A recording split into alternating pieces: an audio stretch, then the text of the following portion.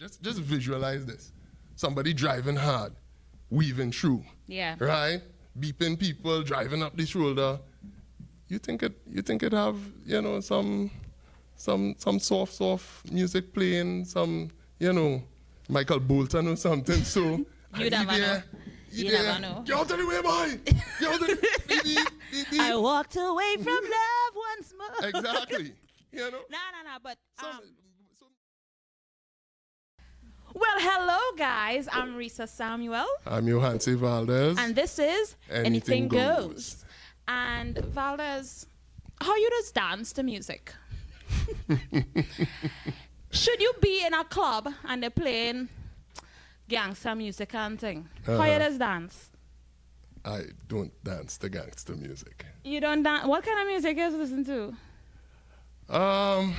Pretty much everything actually. Except gangster music. Except gangster music. Okay, so that sounds the song a little cringy the more I say it. Right? Gangster music, right? So I want to talk about the Trinidad, but not just limited to that, but just a certain genre of music or type of music on the whole, right? Do you know what is Trinidad? I do. You know any song? You know any songs? I can't name one Trinidad song. I was actually, right before the show, I had Google open and I typed in Trinidad artists. So Valdez, my question to you is... But, all right, I've heard the music. I have friends who listen to the music. Right. I've heard the music. It's not my style of music. It's not my content for music. Right. I like a little more easy listening, old-time calypso, soca. I like... like Gina and Dinah, Rosita and Clementina. Pretty much. True, yeah. Anything up to there. You were born in those times. Up till about 2011, because I am stuck in a time warp for music. Oh, so you don't listen to anything past 2011? Nah, anything past 2011 for me is just like throwaway music. Wow. Yeah. No, and don't get me wrong. We have some good songs after 2011, yeah?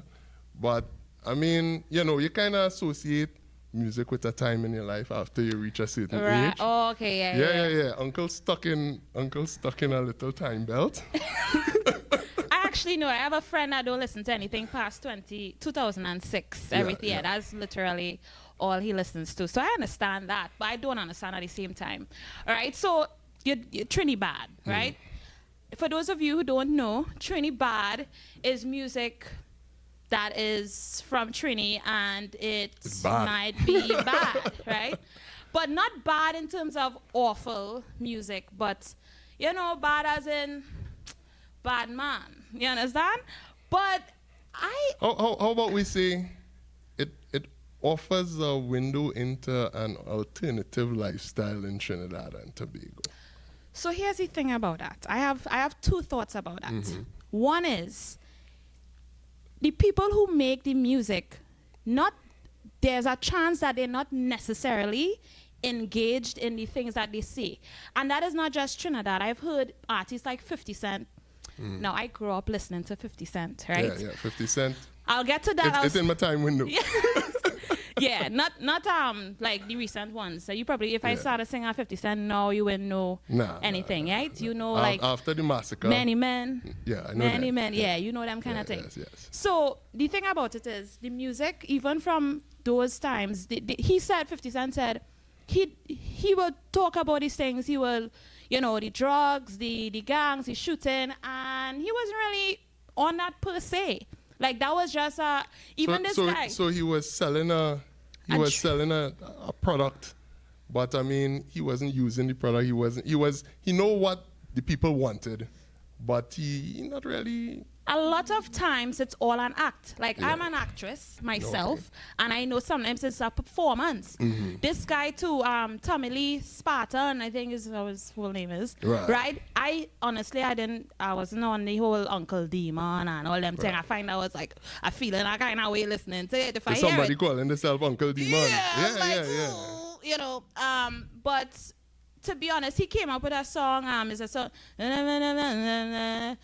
Okay, then I helping. I have no idea what you were talking.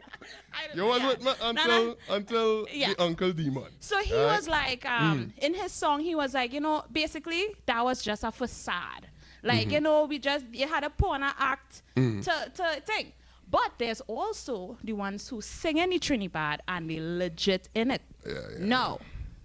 I understand that when you're singing those songs, it's coming from a place that sometimes we don't have any kind of relatability to. Yeah. This is a means to express.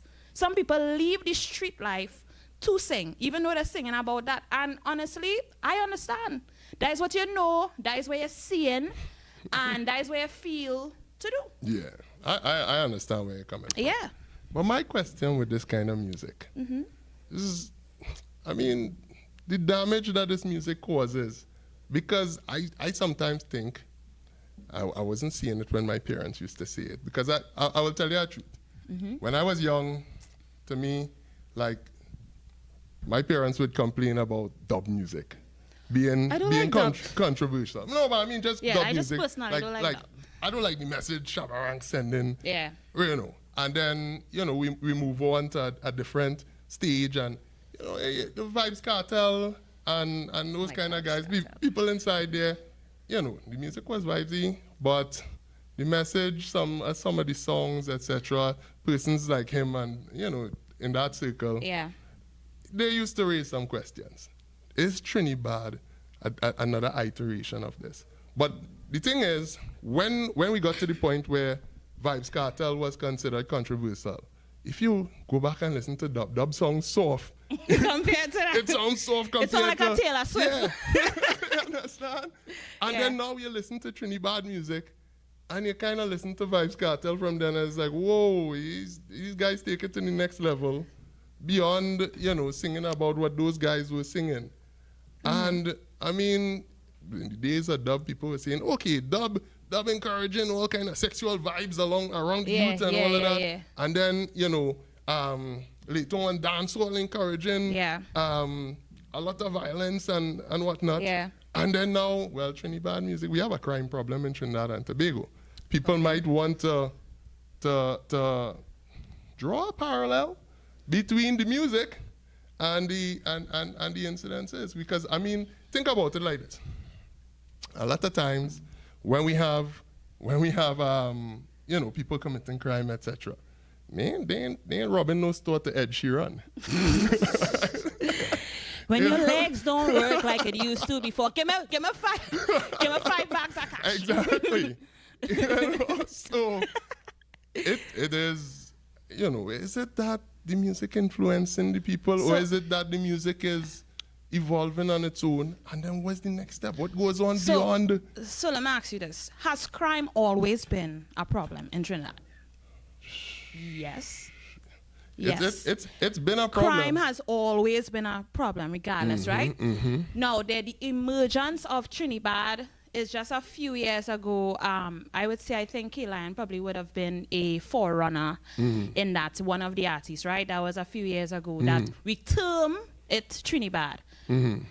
Crime have been existing prior to that.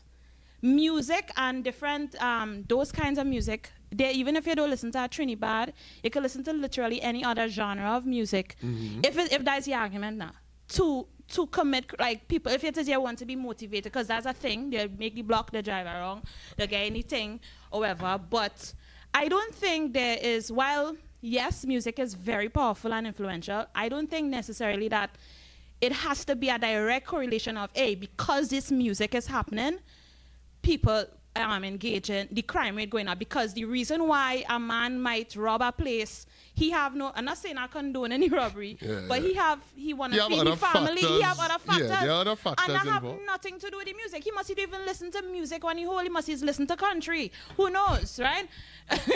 Right? Listening to all. I don't think, maybe a little Nas X. What they consider to be country now. Yeah. You ain't listening to no God Brooks or nothing. Yeah, that's that. I don't know who's that, but yeah. Oh my God. So while yes, music influences music. Now, I'm gonna tell you a little experience with me. Growing up, I used to listen to as a, same 50, Eminem, Jay-Z, and honestly, as a teenager, I with my emotional self, I didn't know how to really express certain emotions sometimes, and I used to listen to these kinds of music as a relief, to be honest with you. Like, things they may say, I just think it's like, yeah, all right, Yeah, I'm not lying. yeah. It kind of, well, I don't know if it may not be the recommended thing, but I'm just saying how it affected me. I did not actually do any of those things I was singing along to. I didn't actively... and that's what I'm about to say too, eh? Yeah. I had my Eminem DMX stage. Right. I mean, you know, I'm probably not any killer computer scientist. So, Yeah. right? We know this. I mean, the bulk of people, the bulk of the population listens to it. But at the end of the day, music does influence mood. So, Yes. you know, and again, it kind of goes, if it is that you see somebody driving hard on the road, just visualize this. Somebody driving hard, weaving through. Yeah. Right? Beeping people, driving up the shoulder. You think it have, you know, some soft music playing, some, you know, Michael Bolton or something. So You never know. You never know. Get out of the way, boy. Get out of the I walked away from love once more. Exactly. You know? Nah. But so music sets mood. But so we can now ask the question then. I mean, why is it that when these guys are priming up, they have to listen to this kind of music probably to get them in the mood to do something? Because we see it a lot in the media. Yeah. Right? We see that you're ready to do it. And like say from American movies, etc., you see them with a lot of a rap playing in the background. If it's a Jamaican movie or Trinidadian movie, you see them with playing, you know, dancehall or something in the background to hype you up. Yeah. I mean, you know, is it? We want to know from people. You think music has an impact on If there's a direct behavior, correlation, or you think that it's safe? Because I also have a partner. Now this guy is heavily educated, right? Heavily educated, good job, and he loves that Trinidad music. He be doing data collection for international agencies. no, you say that, and I want to make sure we not making it sound like if people who do Trinidad not And educated. he's sitting down in the office and he listening. I'll shoot you in your face.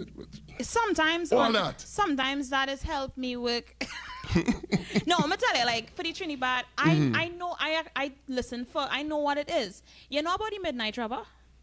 The Midnight Rubber, a folklore character. He's really talk a big game. He's you know, it's this and thing.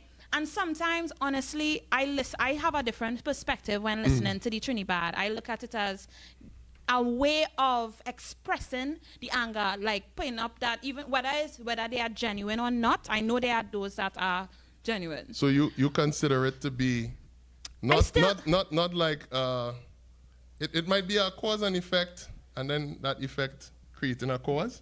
So here how I'm looking at it, and I hope this makes sense to you and people who are watching, right? It's a response. It is, I think, one, people will do what they want regardless of what music they're listening to. Because even if it's not music, there might be, could be words. Like how you might pop a motivational speech in the morning. It could be any, hey, dog, we're going to write film. There's something deeper to why people engage in those activities in the first place, and it just keep going generation and generation. And what are we doing as a community, as for the government, to help the situation in the living that they are living in, so that we won't have to rob, we won't have to kill people, we won't have to feel like we are not good enough, so we have to prove it.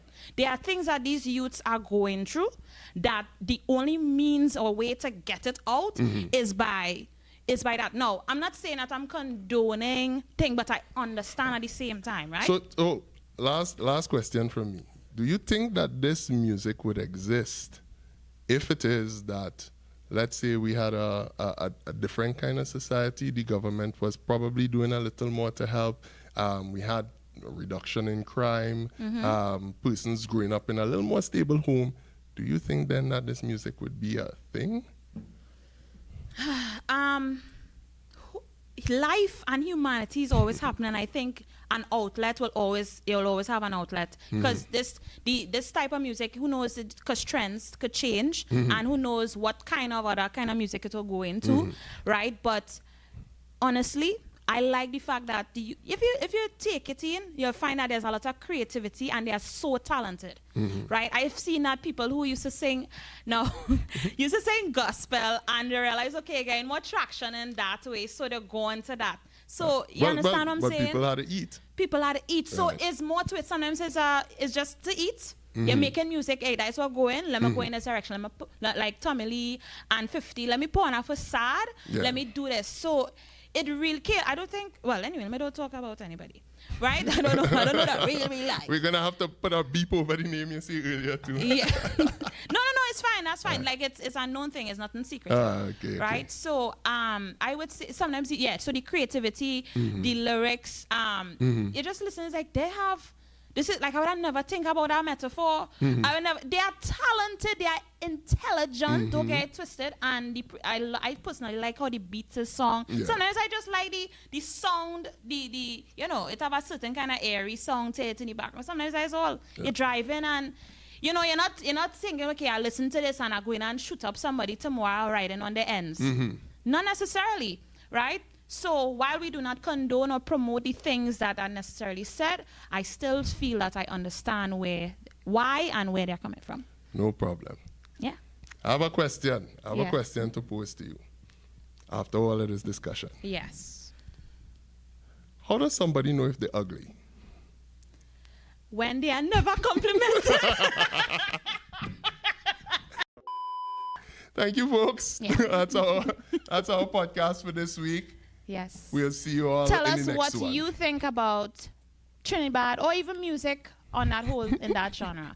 All right? Peace out. Bless.